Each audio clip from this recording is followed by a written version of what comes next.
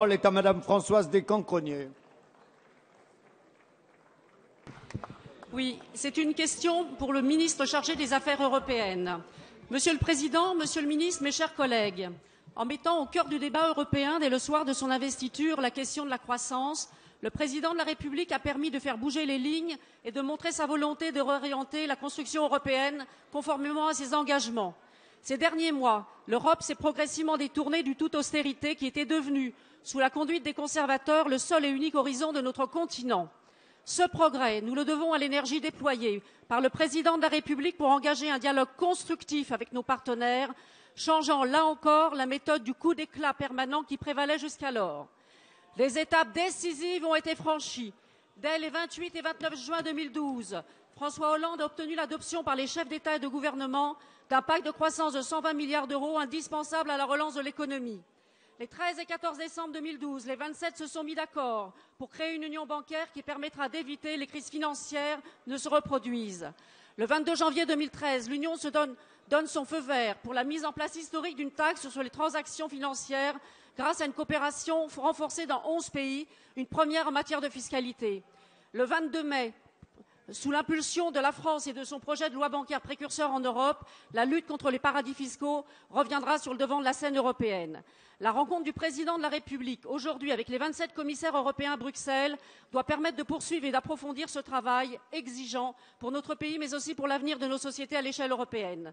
C'est à travers une diplomatie moins exclusive et plus attentive à l'ensemble de ses partenaires que la France doit réussir à faire partager une conception de l'Union tournée vers la croissance, l'investissement et la solidarité. La France, une fois de plus, ne se bat pas que pour elle. Beaucoup a été fait en un an.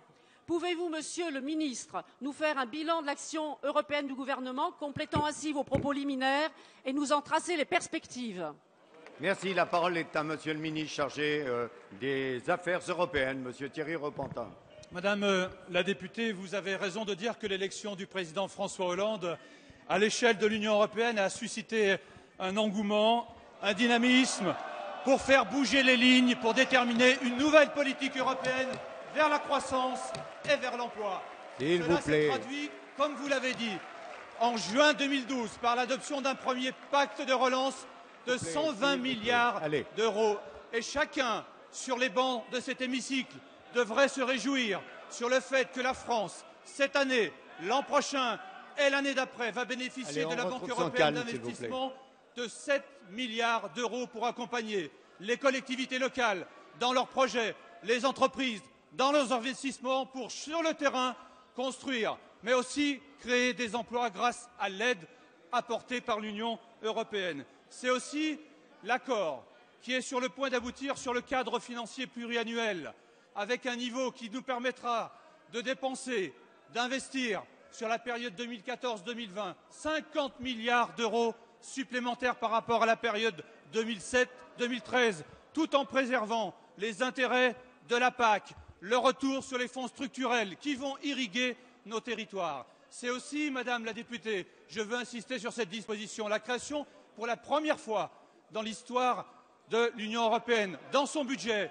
d'une ligne de 6 milliards d'euros qui permettra, dans notre pays, dans tous les pays de l'Union européenne, d'accompagner l'insertion professionnelle des jeunes dans toutes les régions où, hélas, le taux de chômage des jeunes est supérieur à la moyenne européenne.